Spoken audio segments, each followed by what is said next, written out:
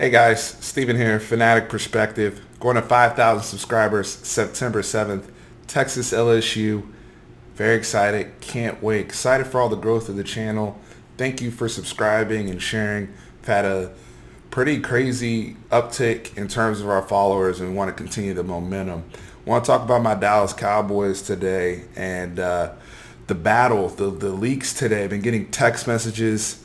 Dak Prescott asking for $40 million from the Dallas Cowboys as he is going into the last year of his contract. And who do we believe? Because first we get the report from Jane Slater saying she confirmed that the Dak Prescott has indeed first declined a $30 million contract offer per year and is actually asking for $40 million, which would beyond make him the highest paid player in the NFL. And then on top of that, we get the report later from Chris Mortensen that was indeed false. So who do you believe? Do you believe the Cowboys? Do you believe Dak Prescott and his representation? First off, let me say this. I would not pay Dak Prescott $40 million. Let me say that again. I would not pay Dak Prescott $40 million. Love him, love him, love him. He is not worth that money. And I don't think it would be feasible for our cap situation either. I want everybody to get paid as much as they can command. Again, we live in a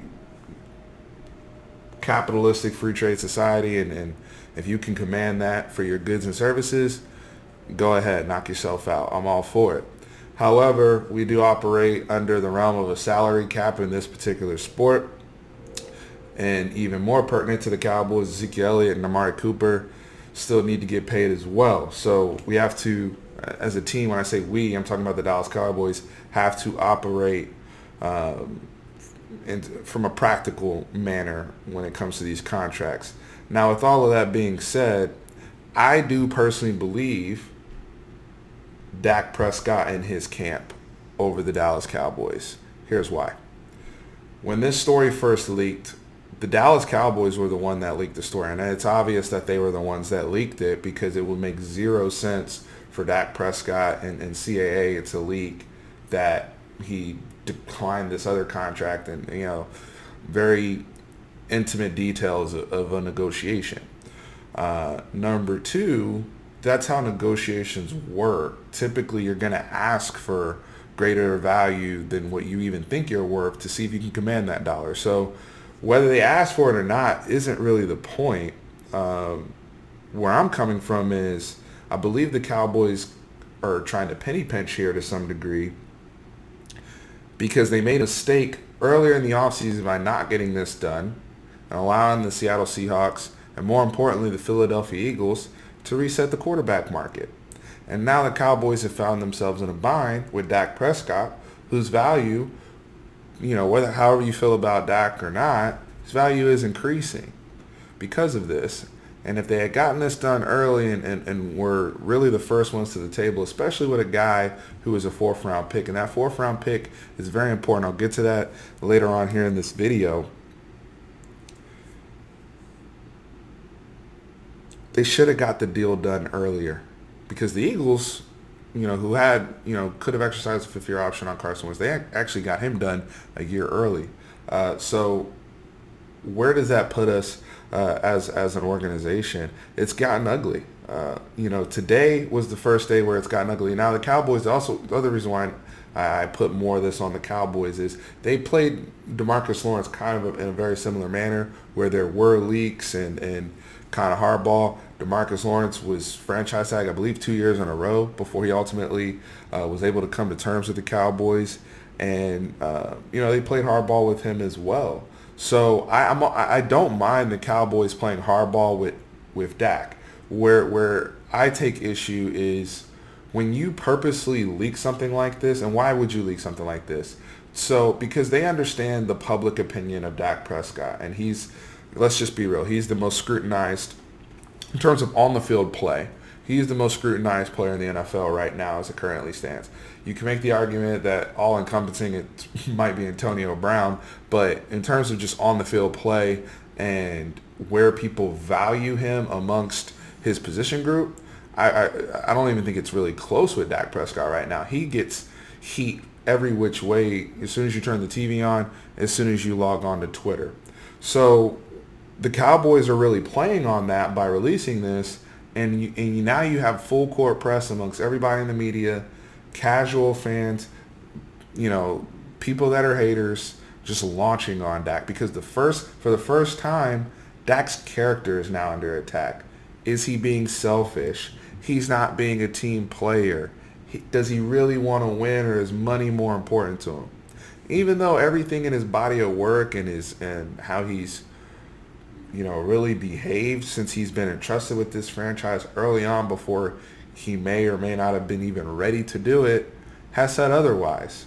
All of that has been thrown out of the window because the Cowboys chose to leak that information and leverage public opinion in this debate. But I do want to say this. We have to stop having such short memories with and this just goes really in line with sports, but even in the greater good. But from a just strictly from a Cowboys standpoint, the one constant over the last 3 years has been Dak Prescott. And specifically from an availability standpoint, a durability standpoint. Ezekiel Elliott has missed time. It's been well documented. We've talked about that a lot on this channel. It's funny because I'll actually touch on the preseason game real quick. We had a guy coming back. Actually, two players, one player came back, in particular Travis Frederick, which was actually my highlight of the Cowboys 49ers game, was seeing number 72 back in pads, snapping the ball, looking like himself. I think that was huge. He was a huge piece we missed last year. Dak overcame that to a certain degree and still won the division. We're talking about arguably the best center in football, right up there with Jason Kelce. So we tend to just dismiss that and forget that as fans and as people in the media that consistently critique Dak Prescott. We also tend to forget that Zach Martin missed time last year. Tyron Smith missed time the year before. He didn't get Amari Cooper until 8 games into the season. All these things, and everybody always likes to talk about how everything has to be perfect. And I talked about this in the last video I did regarding the truth about Dak Prescott and Ezekiel Elliott. But I just want to reiterate this again. People consistently try to tell me that everything has to be perfect for Dak to be successful. But the only time things were even remotely close to perfect for him was his rookie season, where they went 13-3 and lost in a shootout to Aaron Rodgers when he made a ridiculous throw. Let me say that again. 13-3, rookie of the year, led his team, had a great playoff game, all those things. They came up short. That's when things were as close to perfect as they possibly could have been. 2017, things were not perfect. He still comes one game short of winning the division. Keep in mind, all these other players that they say are better than Dak in terms of the quarterback position, none of them make the playoffs with great players, whether it's Matthew Stafford, Matt Ryan, Aaron Rodgers, Ben Roethlisberger, all of them missed the playoffs. But Dak missed the playoffs one time, makes the playoffs again, and everything has to be perfect for him. I just don't understand that narrative. Is he there with those guys statistically? No. That's also the function of his offense, the lack of a real offensive coordinator. We'll see what happens with Kellen Moore this year. The fact that they were fundamentally built around their run game, and they kind of remove some of those things from him. But when he's been asked to lead and asked to step up, not to mention in 2017, you have all the turmoil around the team. Yes, they went 9-7, missed the playoffs, but I saw real leadership from Dak Prescott. Where there was the national anthem controversy, which derailed the locker room, the Ezekiel Elliott stuff. Go back and watch the Amazon Prime story that they did on the Dallas Cowboys throughout the season and tell me that that guy's not a leader and somebody you want to be the face of your franchise that doesn't put football first. 2018, starting center gone. Horrible wide receiving core. Jason Witten retires out of the blue almost. They start 3-4. He finally gets a real weapon in Amari Cooper. And they finish out the year, make the playoffs, win the division again, win a playoff game for the first time within the Dak Zeke era. Yet we want to sit here and continue to nitpick on Dak Prescott and talk about what he can't do and the throws he does miss. And we chart all his throws, but we don't chart anybody else's throws to the degree and the scrutiny that we do with Dak. And these are just facts in my opinion. That doesn't make any sense, but these are just the facts. I'm sorry.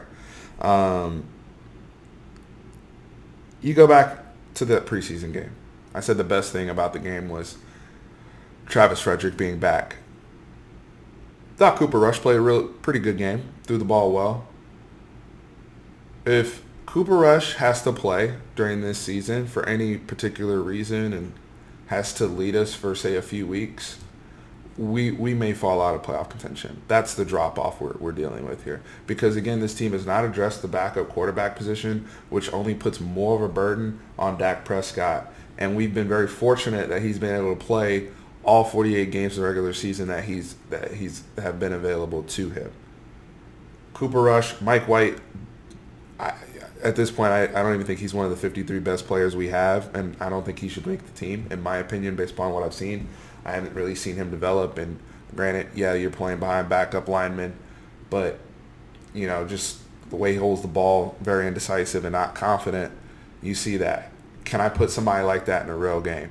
Can I put somebody like even a Cooper Rush? When we saw him go with the ones last year in preseason, he was terrible, and he was just immediately exposed.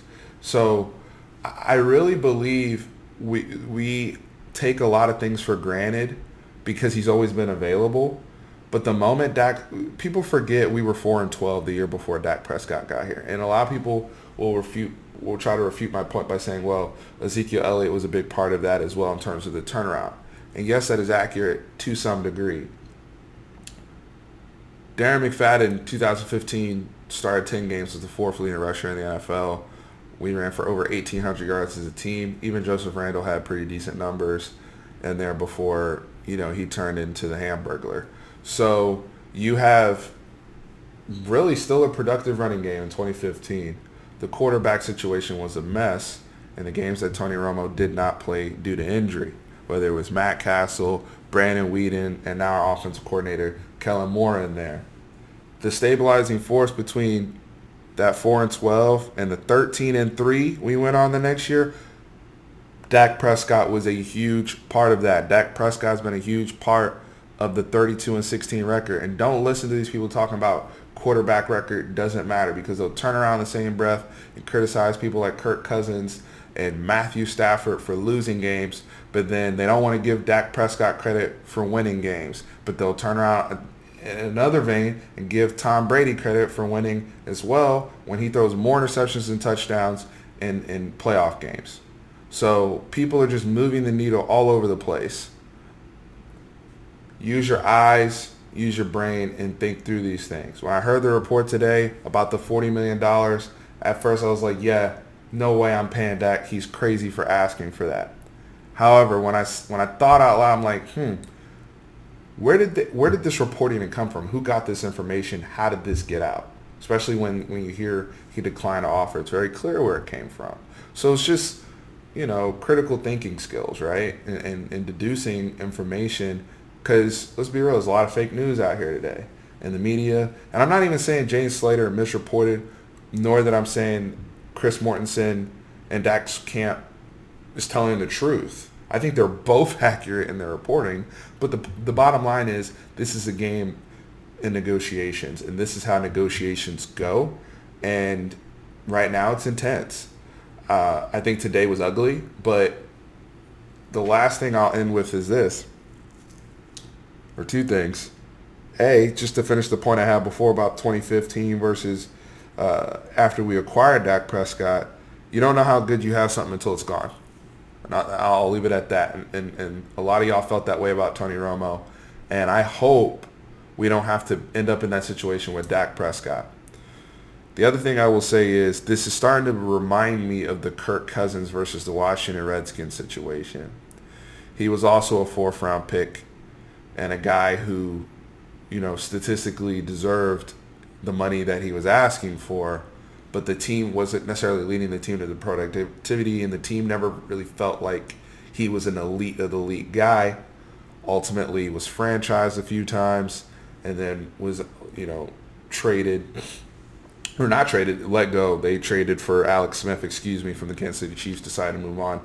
Kirk Cousins then goes and signs as a free agent with the Minnesota Vikings with fully guaranteed contract, right? So do I see that happening with Dak? I do believe he has a better relationship with the front office. My boy Bruce pointed out today when we were talking on the phone.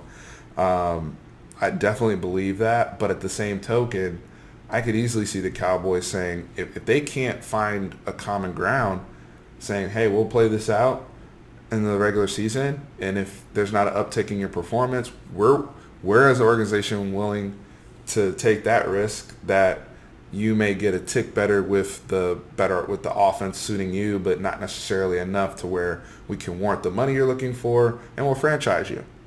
I could see the organization deciding to do that. They did it with DeMarcus Lawrence. Why wouldn't they do that with Dak Prescott if it gets to that? I still believe a deal is going to get done before the first week of the season. And I think it's because of the folks that are also up behind him and the Cowboys really wanting to stabilize this core of Dak, Amari Cooper, and Ezekiel Elliott. I think they realize, and Jerry realizes how small that window is in terms of, the time to get this done. And this is your best chance to win, bottom line. I think Amari, out of all the three guys, actually has the best case because of the team's win-loss record since he got here. The fact that he's already at $14 million, it's not the most craziest jump to go up to a $19-20 million contract. But again, they were late to the game with Amari because they probably could have got him in at 19 before Michael Thomas got in at 20. But again, I want all these brothers to get their money. I think I've been consistent in saying that. Do I think Dak Prescott should go to $40 million? Absolutely not. Do I think the Cowboys are playing hardball and using the media as leverage? Sure. And to play him to a certain degree? Sure. And do I think Dak Prescott has leverage in saying, I've been the one constant over the last 3 years, kind of the glue guy, if you will? Absolutely.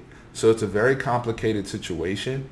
I think it's something that ultimately, as Chris Mortensen said in his tweet, we have to relax and let things play out. With social media today and us being prisoners of the moment, we tend to react and have hard conclusions, and a lot of people fell for the bait today, and it was very easy to do so and be manipulated by these leaks and these reports. But just keep in mind that they're leaks for a reason, and that's how the contract negotiations go, and sometimes they can get ugly.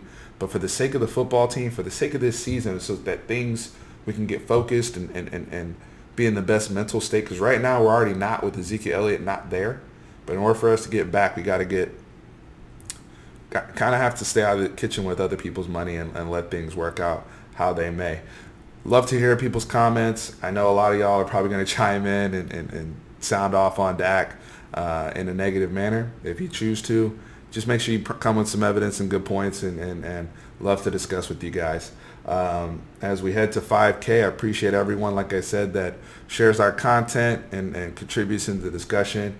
Be back with more breakdowns and just analyzing, like I said, all my favorite teams: Cowboys, Longhorns, boxing, Spurs, everything under the sun. Appreciate you guys. Peace.